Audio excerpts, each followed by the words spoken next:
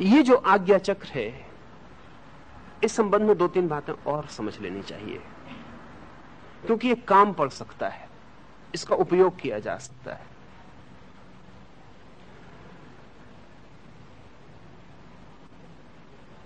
इस चक्र की जो रेखा है, आज्ञा चक्र की,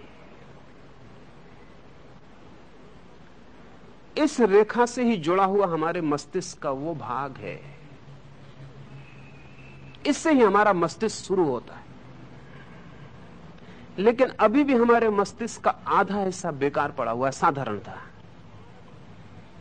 हमारा जो प्रतिभाशाली से प्रतिभाशाली व्यक्ति होता है, जिसको हम जीनियस कहें, उसका भी केवल आधा ही मस्तिष्क काम करता है, आधा तो काम नहीं करता। और वैज्ञानिक बहुत परेशान है, फिजियोलॉजिस्ट बहुत परेशान है कि ये आधी खोपड़ी का जो हिस्सा है, ये किसी भी काम नहीं आता है। अगर आपके आधे हिस्से को काट के निकाल दिया जाए तो आपको पता भी नहीं चलेगा, आपको पता ही नहीं चलेगा कि कोई चीज कमी हो गई, क्योंकि उसका तो कभी कोई उपयोग ही नहीं हुआ है, वो ना होने के बराबर है। लेकिन वैज्ञानिक जानते हैं कि प्रकृति कोई भी चीज व्यर्थ निर्मित नहीं करती।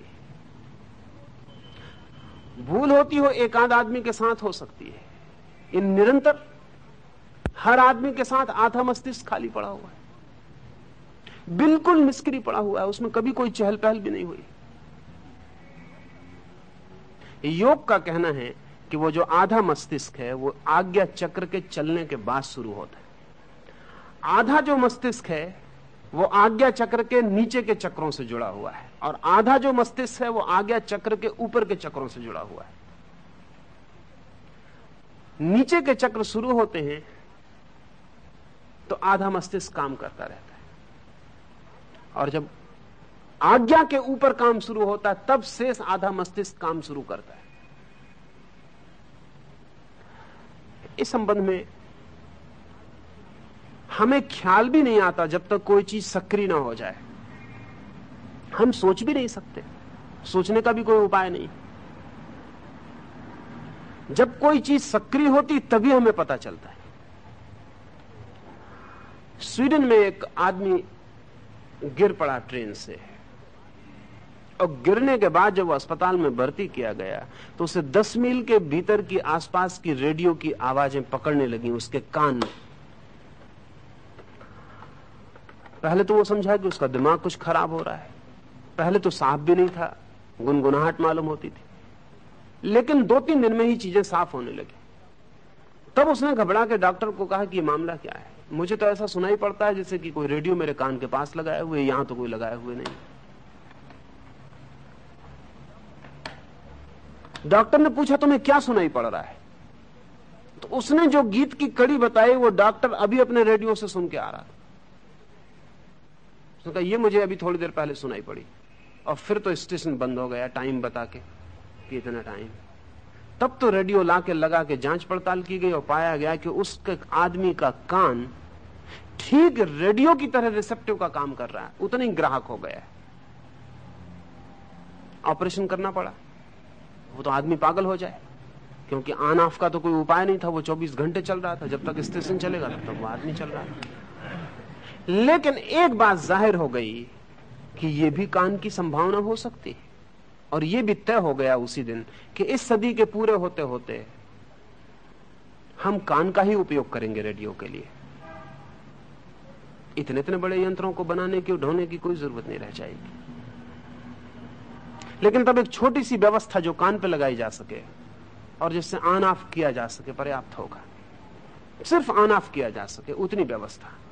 पर उस आदमी की आकस्मिक घटना से ये ख्याल पकड़ा, बिल्कुल आकस्मिक।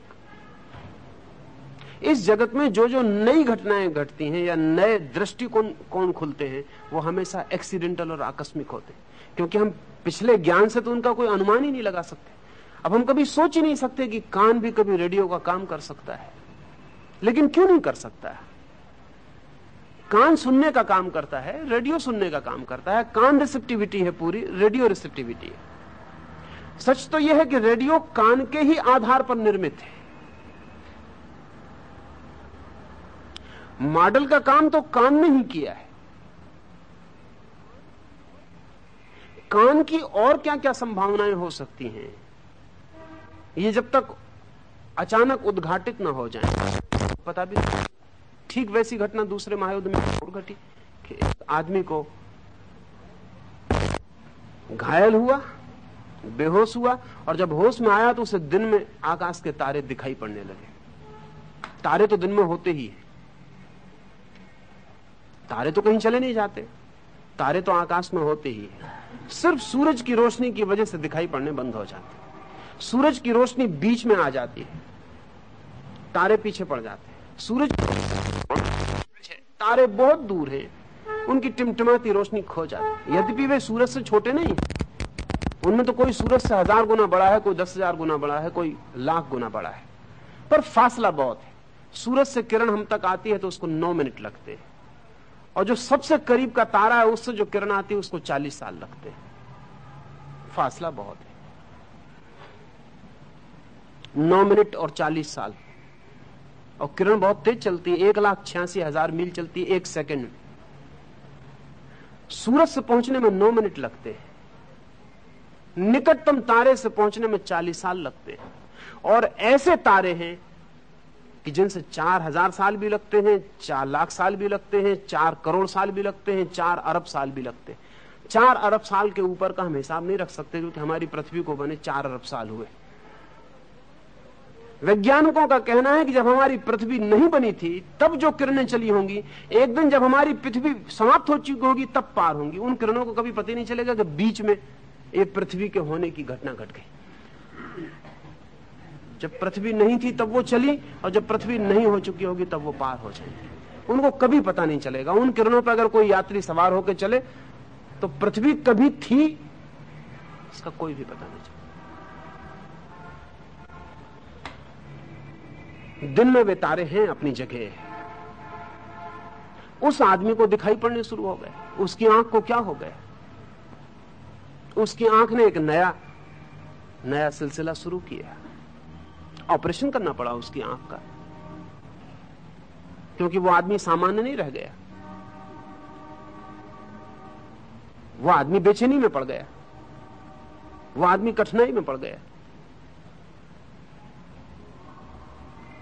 पर एक बात साफ हुई कि आंख दिन में भी तारों को देख सकती है।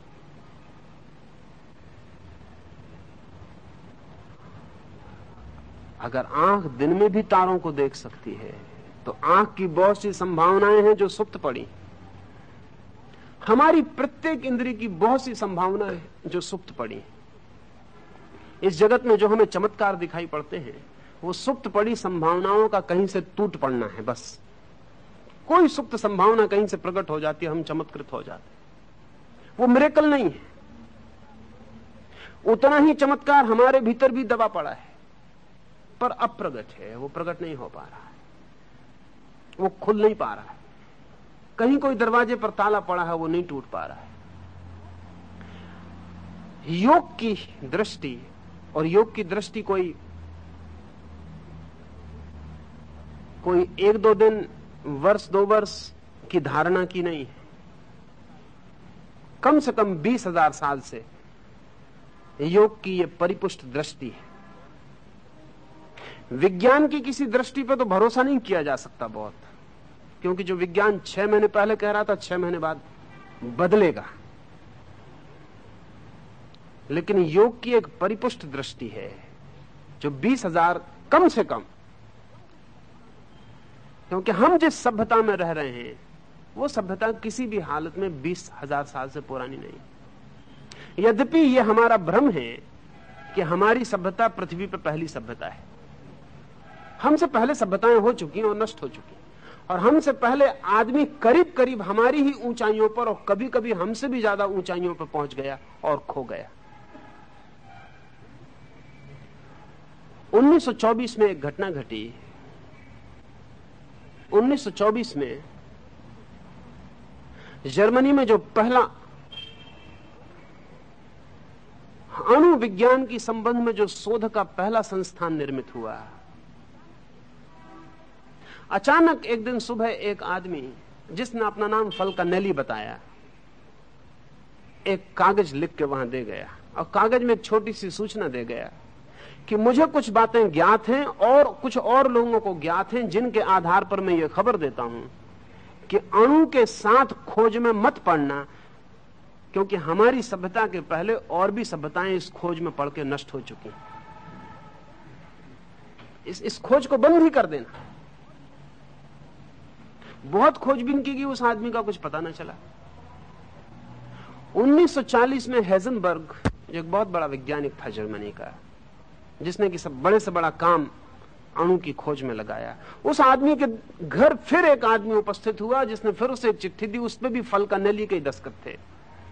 वो नौकर को चिट्ठी दे के बाहर ही चला गया। उस चिट्ठी पर उसने हेजनबर्ग को सूचना दी थी कि तुम पापी होने का जुम्मा मत लो, क्योंकि ये सभ्यता पहली नहीं है जो कि अणु के साथ उपद्रव में पड़ी हो। इसके पहले बहुत बार सभ्यताएं अणु के साथ खेल में पड़ी और नष्ट हुई, मगर फिर भी उस आदमी का कोई पता नहीं चल सका।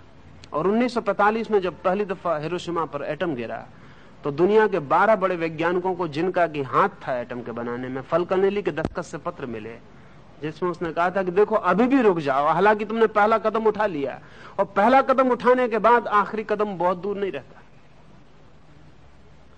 ओपेनहीमर, जो अमेरिका का सबसे बड़ा अणुशास्त्री था, जिसने कि अणु बनाने में बड़े से बड़ा भाग बटाया, उसने तत्काल उस पत्र के मिलते से अणु आयोग से इस्तीफा दिया और उसने एक वक्तव्य दिया कि वी हैव सिन्ड, हमने पाप किया। और यह आदमी हर वक्त खबर देता रहा, पर यह आदमी कौन है इसका कोई पता नहीं लग सका कि आदमी कौन है। इस बात की पूरी संभावना है कि वो जो कह रहा है ठीक कह रहा है। अणु के साथ खिलवाड़ सभ्यताएं पहले भी कर चुकी। हमने भी महाभारत में अणु के साथ खिलवाड़ कर लिया है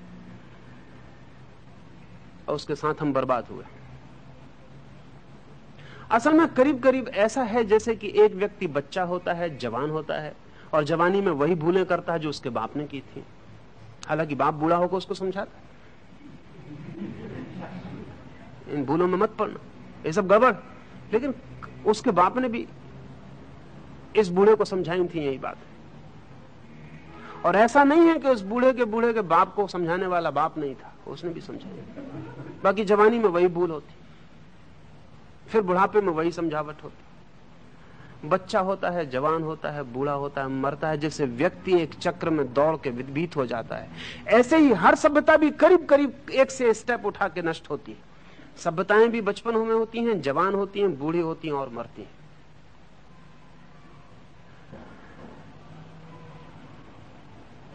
ये जो योग की 20,000 साल की मैं इसलिए कहता हूं कि 20,000 साल का हिसाब थोड़ा साफ है। वैसे इसे और भी साफ करना हो तो 20,000 साल के पहले जो सभ्यताएं रही उनको बिना जाने साफ नहीं किया जा सकता।